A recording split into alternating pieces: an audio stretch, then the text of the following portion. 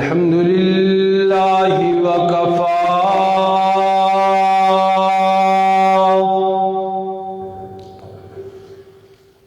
الذي خلق الأرض والسماوات العلى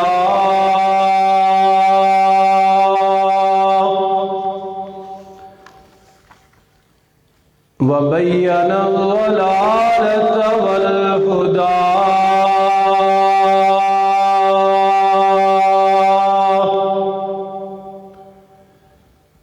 لا شريك له في الأرض ولا في السماء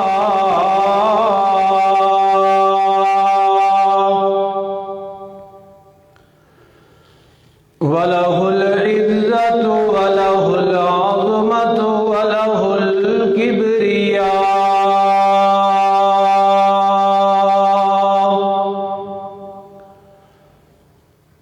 وعليه التوكل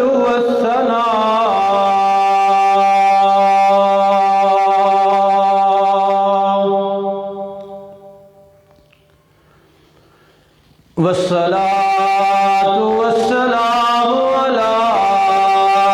سيد الرسل وخاتم الأنبياء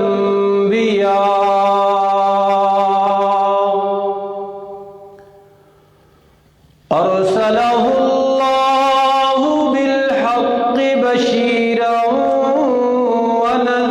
ونذيرا وداعيا إلى الله بإذنه وسراجا منيرا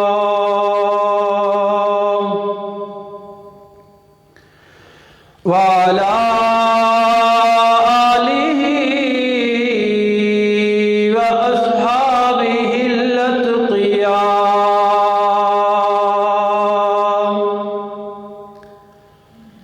الذين هم خلاصة العرب الأربعة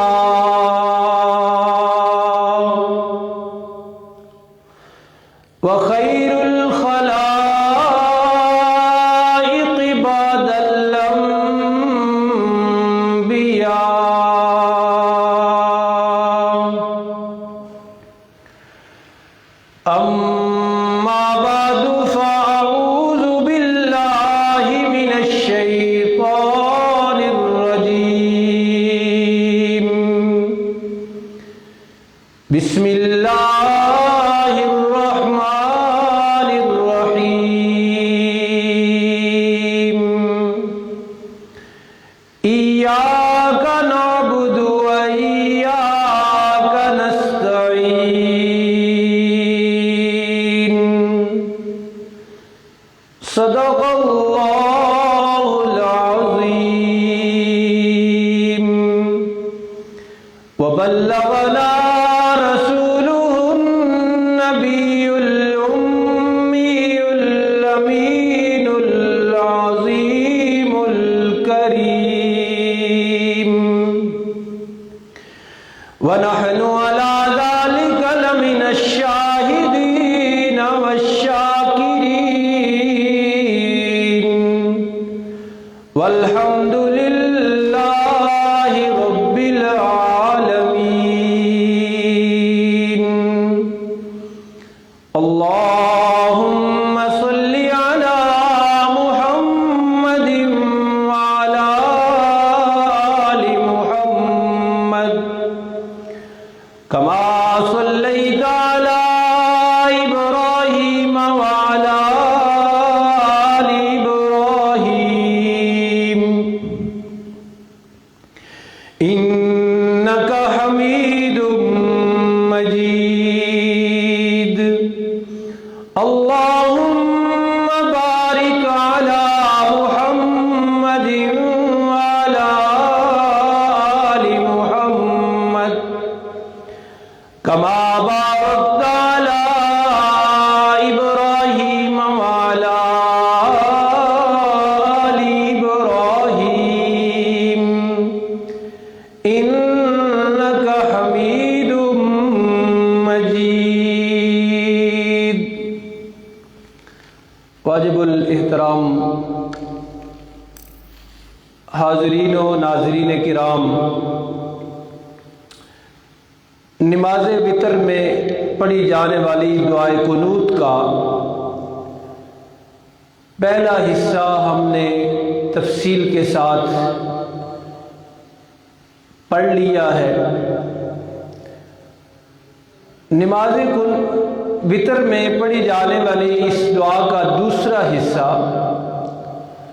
اللہم ایاک نعبد سے شروع ہوتا ہے۔ تو اس دوسرے حصے کا یہ جو پہلا لفظ ہے اللہم ایاک نعبد، اس میں بھی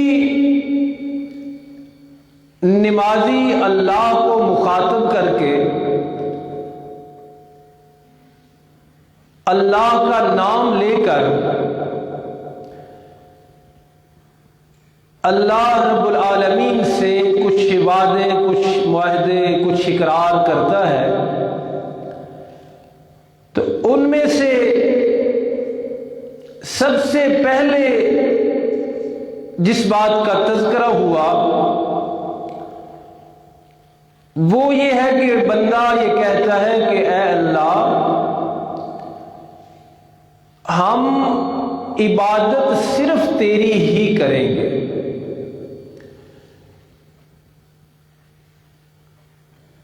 تیرے سوا کسی اور کی عبادت نہیں کریں گے۔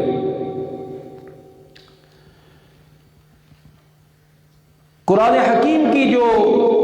آیت مبارکہ خطبہ میں بھی پڑھنے کی سعادت حاصل کی ہے،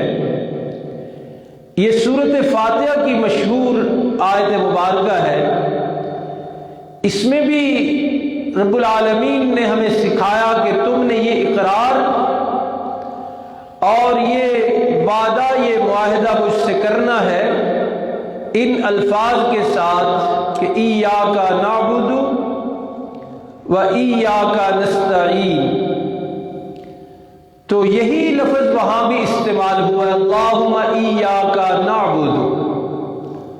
اور یہی لفظ سورہ فاتحہ میں ایاک نعبد کے ساتھ موجود ہے۔ عبادت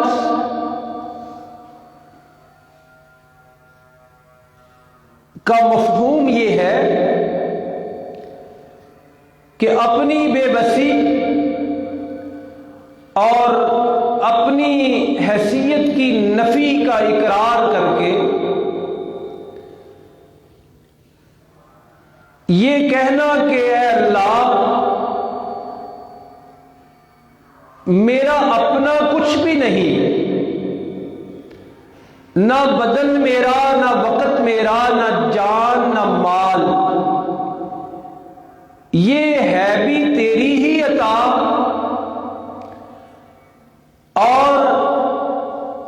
اس کو تیری ہی رضا کے لیے میں استعمال کروں گا۔ نماز اس کی ایک قسم ہے،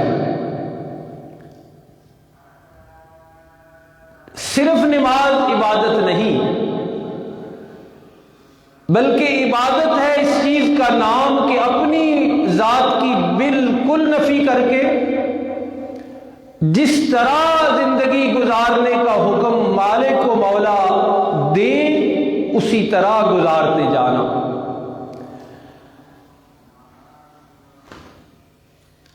عبادت کی اقسام تین ہیں، جنہیں یوں سمجھا جا سکتا ہے کہ جانی عبادت ہے، مالی عبادت ہے اور بدنی عبادت ہے۔ تو اس تقسیم سے بھی معلوم ہوتا ہے کہ عبادت کا مفہوم بڑا وسیع ہے، صرف نماز عبادت نہیں۔ اللہ کے راستے میں اپنے بدن کو استعمال کرنا، اللہ کے حکم کے مطابق استعمال کرنا، یہ بدن کی عبادت بن جائے گی۔ رب العالمین کے دیے ہوئے مال کو اسی کی رضا کے لیے استعمال کرنا، اسی کے حکموں کے استعمال کرنا، یہ مالی عبادت بن جائے گی۔ جان ایک بڑی قیمتی چیز ہے۔ اللہ رب العالمین نے ہر انسان کو ایک ایک دفعہ دی، دوبارہ یہ نہیں ملنی۔ بڑی نایاب اور بڑی انمول نعمت ہے اللہ کی، تو اسے بھی اللہ کی رضا کے لیے استعمال کرنا یہ جانی عبادت بن جائے گی۔ تو ایاک نعبد میں بندہ یہ اقرار اور وعدہ کرتا ہے کہ یا اللہ، بدنی عبادت ہو تو وہ بھی صرف تیرے ہی کریں گے، مالی عبادت ہو تو وہ بھی صرف تیری ہی کریں گے، اور جان دینی پڑے تو وہ بھی صرف تیرے ہی نام پر دیں گے۔ تو یہ جو اس میں ہی کا ترجمہ ہم کرتے ہیں، یہ گرامر اور قانون کے مطابق ترجمہ ہے، اور رب العالمین نے یہ ہی کا ترجمہ کرنے کے لیے جملے کا جو انداز ہے وہ ایسا رکھا ہے کہ یہ ہی کا ترجمہ کرے بغیر ترجمہ صحیح ہوتا ہی نہیں۔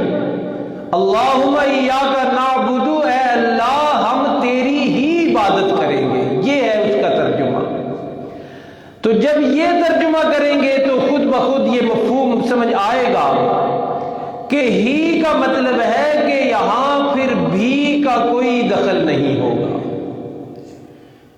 عبادت بدنی ہو وہ بھی اللہ ہی کی ہوگی، عبادت مالی ہو وہ بھی اللہ ہی کی ہوگی،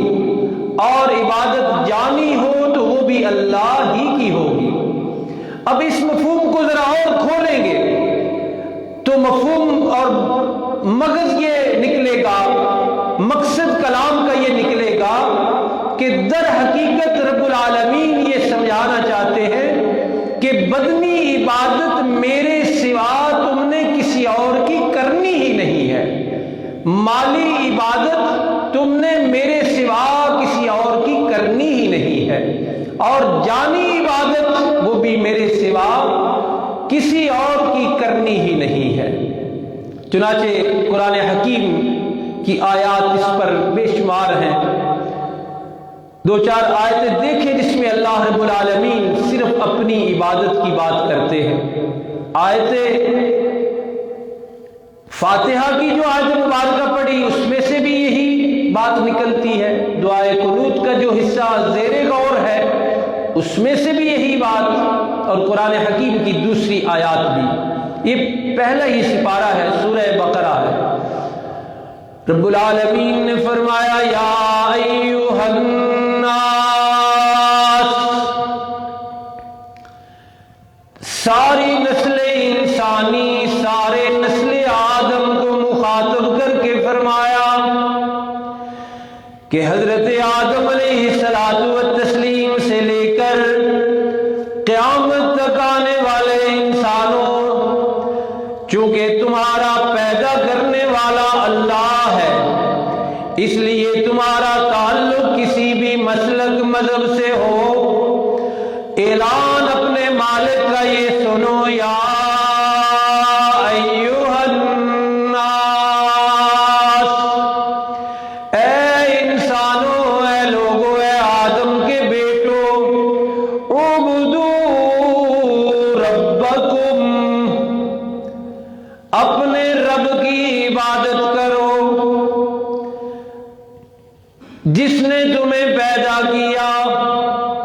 خود فرمایا الذی خلقکم، میں نے تمہیں اپنی عبادت کا حکم اس لیے دیا ہے کہ تم اپنی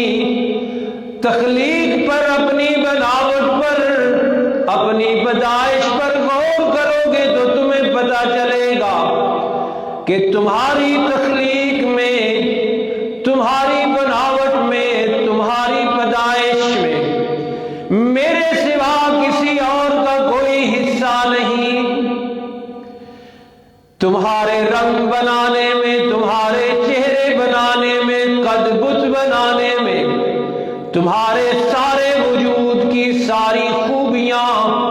یہ سب کچھ عطا کرنے والا، سب کچھ بنانے والا چونکہ میں ہوں اور میرے سوا اور کوئی نہیں، اس لیے میرا یہ اعلان ہے، یہ میرا حکم ہے، اعبدوا ربکم، تم سارے خداؤں کو چھوڑ کر، دنیا نے جن کو اپنا معبود اور مسجود بنا رکھا ہے، سب کو چھوڑ کر صرف اپنے اس رب کی عبادت کرو، الذی خلقکم، جس نے تمہیں پیدا کیا ہے۔ یوں نہیں فرمایا کہ میں نے پیدا کیا ہے تو میری عبادت کرو، بلکہ دعوت فکر دی ہے کہ تم غور کر کے دیکھو تمہیں عدم سے وجود میں لانے والا کون ہے؟ جب تم کچھ بھی نہیں تھے تو تمہیں وجود دے کر دنیا میں بھیجنے والا کون ہے؟ تم غور کرو اور اپنے عقل سے فیصلہ کر لو، جس نے یہ سب کچھ دیا ہے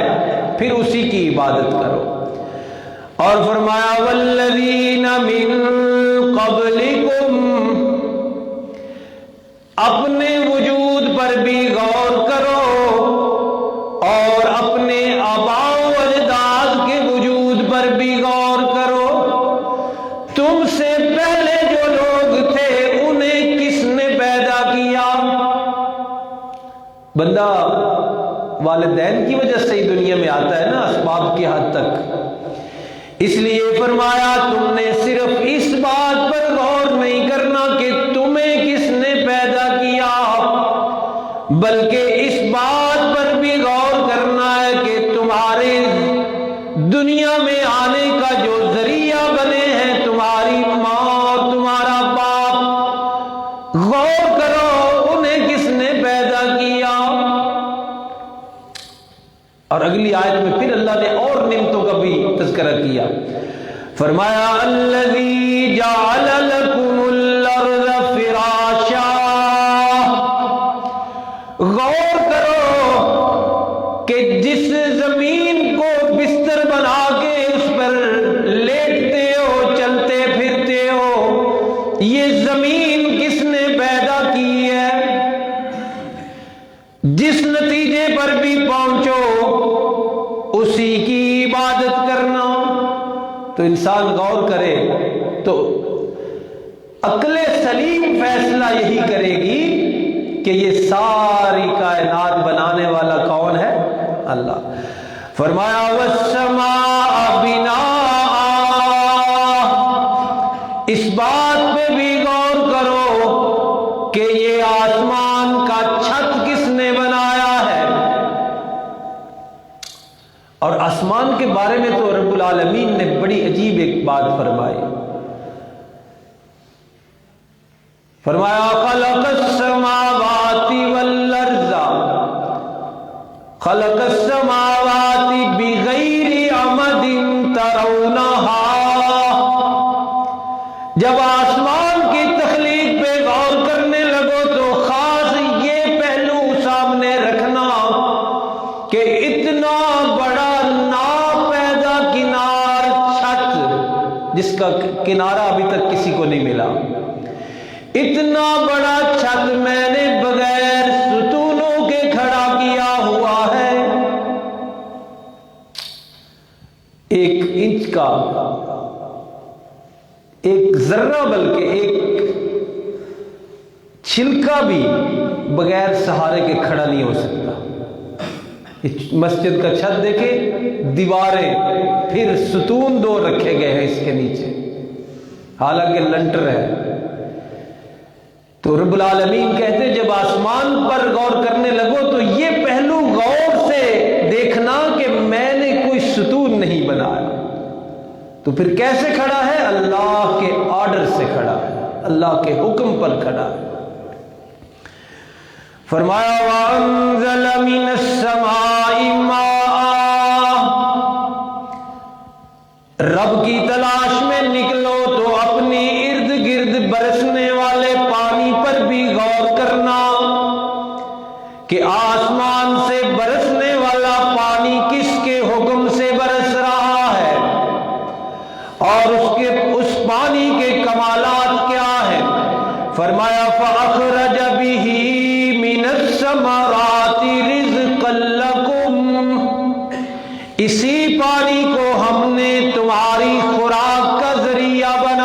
ہے،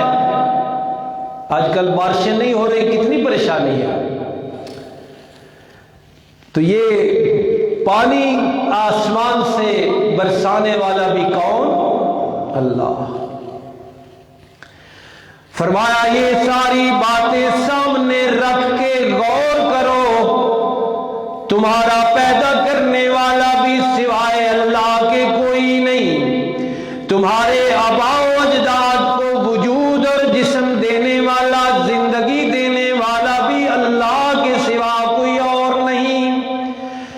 یہ جس زمین پر آرام سے سکون سے چلتے ہو،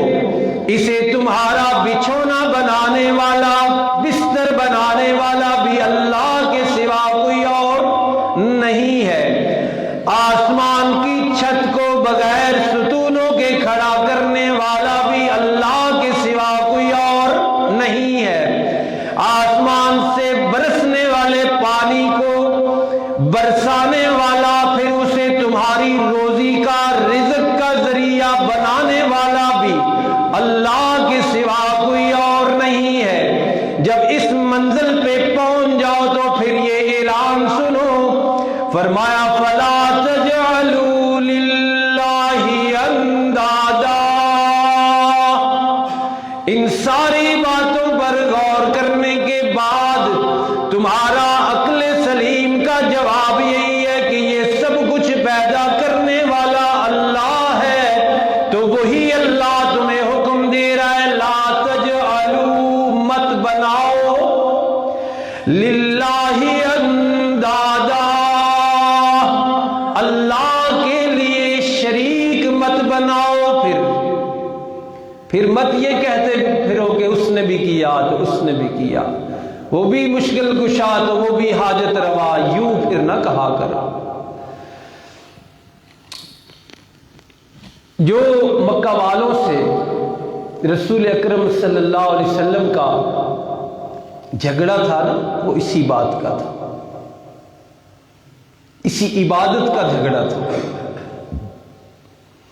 اور شروع میں نے عرض کیا کہ عبادت صرف سجدہ رکوع کا نام نہیں ہے۔ کسی بھی ہستی کو اپنا مالک و مختار سمجھ کے، پیدا کرنے والا، حاجتیں پوری کرنے والا، ضرورتیں پوری کرنے والا سمجھ کے اس کی تابع داری یہ عبادت بن جائے گی۔ اس کے سامنے جھکنا، اس کی بات ماننا، یہ عبادت بن جائے گی۔ چنانچہ جب اہل مکہ سے جھگڑا طویل ہو گیا، گھر گھر جھگڑا، جو موحد ہو جاتا تھا، جو اللہ کی وحدانیت اور توحید کو مانتا تھا، اس کو رسول اللہ صلی اللہ علیہ وسلم کی تربیت سے پتہ چل جاتا تھا کہ پھر اب میرا شرک سے کوئی تعلق نہیں۔ اس لیے گھر گھر جھگڑا، باپ بیٹے کا جھگڑا، بیٹی ماں کا جھگڑا، خاوند بیوی میں جھگڑا، کس بنیاد پہ؟ اللہ کی توحید کی بنیاد پہ۔ تو ایک دن وہ آئے، آ کے کہنے لگے، ایک دفعہ نہیں کئی دفعہ آئے تھے کہ معاہدہ کرتے ہیں جی کچھ، ہم نے بھی مکہ میں رہنا ہے، آپ نے بھی رہنا ہے، مل جل کے رہتے ہیں، کیا جی طریقہ ہوگا؟ پھر کہنے لگے ایسا کرتے ہیں کہ ہم ایک سال آپ کے خدا یعنی اللہ کی عبادت کریں گے، اور اگلے سال پھر آپ ہمارے بتوں کی عبادت کریں گے۔ یہ معاہدہ کر لیتے ہیں، مل کے رہتے ہیں، شہر کا امن بڑا عزیز ہے، امن خراب نہیں ہونا چاہیے۔ تو سورۃ الکافرون اتری، اس کے ترجمے میں آپ غور فرمائیں کہ رب العالمین نے پھر غیر کی نفی کا کتنا سخت حکم دیا۔ فرمایا قل یا ایھا الکافرون، میرے محبوب امن کا سمجھوتا کرنے والوں کے لیے اعلان کر دیجئے، جس بنیاد پر، جس طریقے سے تم امن لانا چاہتے ہو، سمجھوتا کرنا چاہتے ہو، ایسا امن، ایسا سمجھوتا اسلام میں جائز فرمایا میرے محبوب اعلان کیجئے یا ایھا الکافرون، اے کافروں، لا اعبد ما تعبدون، جن کی تم پوجا کرتے ہو میں ان کی عبادت نہیں کروں گا۔ اس طرح اقرار کروایا، اعلان کروایا کہ اس طرح کا کوئی سمجھوتا اسلام میں جائز نہیں کہ ایک سال تمہارے خداؤں کی عبادت، ایک سال ہمارے خداؤں کی عبادت، خدا کی عبادت، ایسا نہیں ہوگا۔ سورت طویل ہے، وقت مختصر ہے، تو انہیں پھر اللہ کے رسول صلی اللہ علیہ وسلم جب سمجھایا کرتے تھے کہ اللہ کے سوا کسی کی عبادت نہیں، اللہ کے سوا کسی کو معبود مت بناؤ، اللہ کے سوا کسی کو مسجود مت بناؤ، تو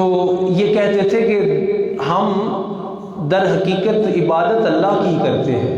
اور یہ جواب آج کے جاہلوں نے بھی بنایا ہوا ہے۔ قرآن مجید نے ان کا جواب ذکر کیا، کہتے تھے ما نعبدہم الا لیقربونا الی اللہ زلفی، ہم عبادت تو اللہ ہی کی کرتے ہیں، جو ان کے سامنے جھکتے ہیں اس کا مقصد یہ ہے کہ یہ ہمیں اللہ کے قریب لے جائیں گے۔ اور یہی آج کل بھی مردہ پرست لوگ، قبر پرست لوگ آج بھی یہ کہہ رہے ہیں کہ ہم وہاں اس لیے جاتے ہیں کہ وہ ہمیں اللہ کے قریب کر دیتے ہیں۔ تو قرآن نے دیکھیں عقائد کی اصلاح کے لیے، ایمان کی درستگی کے لیے کیسے کیسے الفاظ نقل کیے ہوئے ہیں پہلے سے۔ کہتے تھے ما نعبدہم الا لیقربونا الی اللہ زلفی، در حقیقت عبادت تو ہم اللہ کی کرتے ہیں، لیکن جو ان کی تھوڑی بہت پوجا پاٹ کرتے ہیں اس کا مقصد یہ ہے کہ یہ ہمیں اللہ کے قریب کر دے۔ اور یہ قریب اور دور کا جو تصور ہے یہ بھی اسی لیے پیدا کیا گیا کہ رب کو نہیں سمجھا گیا، رب کو اپنے سے دور سمجھا گیا۔ اور قرآن حکیم کی آیت سے ہی ساری بات سمجھ جائیے۔ فرمایا اذا سألک عبادی انی فإنی قریب، اور یہ آج بھی جاہلوں نے بات پھیلائی ہوئی ہے جی ساڈی نہیں سندا، انہاں دی موڑ دا نہیں، یہ ماٹو، یہ نعرے، اس طرح کے جملے چلائے ہوئے زبانوں پر۔ پیغمبر کائنات صلی اللہ علیہ وسلم کو مخاطب کر کے اللہ نے فرمایا اذا سألک عبادی انی، میرے محبوب مکرم رحمت مجسم رسول محتشم صلی اللہ علیہ وسلم، میرے بندے جب میرے بارے میں پوچھیں تو سب سے پہلا تعارف میرا یہ کرانا ہے کہ انی قریب، میں دور ہوں ہی نہیں۔ یہ واسطے وسیلے تو تب ضرورت تھی نا کہ جب اللہ دور ہوتے۔ یہ سیڑھی کی مثالیں کہ جی چھت پہ چڑھنا ہو تو سیڑھی کی ضرورت پڑتی ہے، اور ایس ایس پی کو ملنا ہو تو اس کے پی اے کو ملنا پڑتا ہے۔ اسی عنوان پہ اللہ نے کہا ہے، فرمایا ما قدر اللہ حق قدری، اس طرح کی مثالیں بیان کر کے تو تم نے اللہ کو سمجھا ہی نہیں۔ تم نے کہاں چھت کے ساتھ ملا دیا، کہاں ایک دنیا دار افسر کے ساتھ اللہ کی ذات کو ملا دیا۔ وہ پہلا تعارف یہ کرواتا ہے کہ انی قریب، پہلا تعارف میرے محبوب میرے بارے میں بندے پوچھیں تو میں ایک ہوں، میرا کوئی بیٹا نہیں، میری کوئی بیٹی نہیں، میری بیوی نہیں، یہ تعارف نہیں کروایا، یہ بھی اللہ کا تعارف ہے، بلکہ سب سے پہلا تعارف کروایا کہ میرے بندوں کو، میرے متلاشیوں کو کہہ دینا کہ انی قریب، میں ہوں ہی قریب۔ تو اس لیے ان کی یہ بات رب العالمین نے رد کی کہ تم جو کہتے ہو ہم قرب کے لیے ان کو پوجتے ہیں، تو یہ غلط بات ہے۔ جو ہے ہی قریب اس کے قرب کی متلاشی، مخلوق کو اس طرح پھر کہنا کہ جاؤ ادھر جاؤ پھر رب ملے گا، ادھر جاؤ پھر رب ملے گا۔ تو بہرحال آج ہم نے جو لفظ یہ پڑھا اس میں ہم اقرار کرتے ہیں کہ عبادت اے اللہ ہم صرف تیری ہی کریں گے۔ تو عبادت کی 3 قسمیں، مالی عبادت، جو کچھ بھی آپ نے دینا ہے وہ صرف اللہ کے نام پر دینا ہے، پھر آپ اس وعدے پر قائم ہیں، اور مال دیتے ہوئے، خیرات دیتے ہوئے اس میں کسی ولی، کسی نبی کا نام شامل کیا، کسی مردہ، کسی زندہ، کسی قبر والے، حجر شجر والے کا نام لیا، تو ایاک نعبد کے اقرار پر آپ قائم نہیں رہے۔ بدنی عبادت، کسی کے سامنے جھکنا، عبادت کرنا، رکوع کرنا، سجدہ کرنا، یہ بھی صرف ایک اللہ کے لیے ہوگی، اس میں بھی کسی اور کو شامل کیا، چاہے وہ ولی ہو، نبی ہو، قبر والا ہو، حجر شجر والا ہو، زندہ ہو یا مردہ ہو، جب شامل کیا، شریک کیا، حصے دار بنایا، تو دعائے قنوت کے ایاک نعبد والے اقرار پر قائم بندہ نہیں رہا۔ آیت مبارکہ میں رب العالمین نے اپنے پیغمبر کو حکم دیا کہ میرے محبوب تینوں عبادتوں کا تذکرہ کر کے صاف اعلان کر دیجئے کہ یہ کس کے لیے ہے۔ مشہور آیت ہے، فرمایا قل ان صلاتی و نسکی، میرے محبوب صلی اللہ علیہ وسلم آپ اعلان فرمائیے۔ اور میں اکثر آپ کی توجہ دلاتا ہوں کہ اپنے محبوب سے یہ اعلان کیوں کروایا جاتا ہے کہ محبوب مکرم ہی تو وہ ہستی ہیں کہ اگر عبادت یا سجدہ یا رکوع یا اس طرح کا کام کسی کے لیے اللہ کے سوا جائز ہوتا تو اس کے لائق محمد کریم تھے صلی اللہ علیہ وسلم۔ تو جب آپ سے یہ اعلان کروا کے نفی کروائی جاتی ہے تو عقل کو دعوت فکر ہے کہ پھر آپ کے نچلے درجے کے جو لوگ ہیں ان کی عبادت کیسے ہو سکتی ہے؟ جب آپ کی ذات سے نفی ہو گئی، آپ کی زبان اقدس سے اعلان کروایا جائے کہ عبادت والے سارے کام کس کے لیے کرنے ہیں؟ اللہ کے لیے، تو جب آپ کا سب سے اونچا رتبہ ہے اور آپ ہی اعلان کر رہے ہیں لوگوں یہ اللہ کے سوا کسی اور کے لیے کام نہیں تم نے کرنے، تو پھر عقل سلیم سے فیصلہ مانگیے کہ 14 صدیوں بعد کے اللہ کے بالکل مسلمہ ولی کیوں نہ ہو، کیا ان کی ذات کے ساتھ یہ روا رکھا جا سکتا ہے کام کہ ان کے سامنے دعا کی جائے یا ان کا سجدہ کیا جائے یا ان کی عبادت کی جائے؟ بہرحال اعلان سنیے، فرمایا قل ان صلاتی و نسکی، میرے محبوب اعلان فرمائیے اس میں کوئی شک نہیں، میری بدنی عبادت کی 3 قسمیں، بدنی، جانی، مالی اور بدنی۔ ان صلاتی و نسکی، میری بدنی عبادت، میری مالی عبادت، و محیای و مماتی، اور میری زندگی اور میرا اگلا مرحلہ، میرا اگلا سفر، میری زندگی اور میری موت، فرمایا للہ، یہ اللہ کے سوا کسی اور کی نہیں ہوگی، میں عبادت بدنی کروں تو وہ بھی اللہ کے لیے، عبادت مالی کروں تو وہ بھی اللہ کے لیے، جانی عبادت کروں تو وہ بھی اللہ کے لیے۔ میری زندگی کا مقصد تیرے دین کی سرفرازی،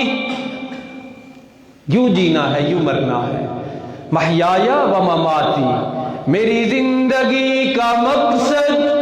تیرے دین کی سرفرازی، میں اسی لیے مسلمان، میں اسی لیے نمازی۔ یہ ہم خود دعائے قنوت میں کہتے ہیں کہ ایاک نعبد، یا اللہ تیرے سوا عبادت کسی اور کی نہیں کریں گے۔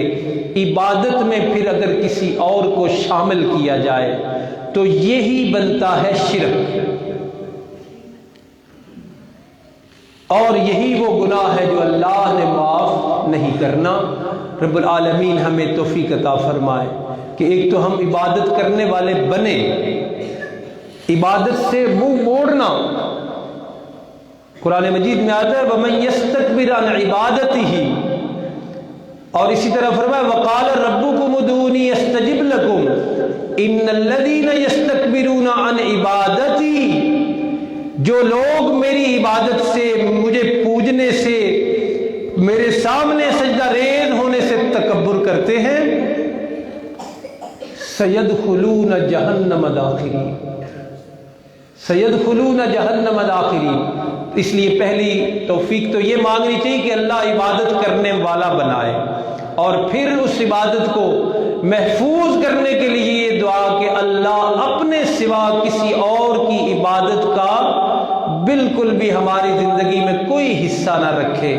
بدنی عبادت، جانی مالی، ساری عبادتوں کی ساری اقسام صرف ایک اللہ کے لیے ہوں۔ اللہ رب العالمین توفیق عطا فرمائے۔ وما علینا الا البلاغ المبین۔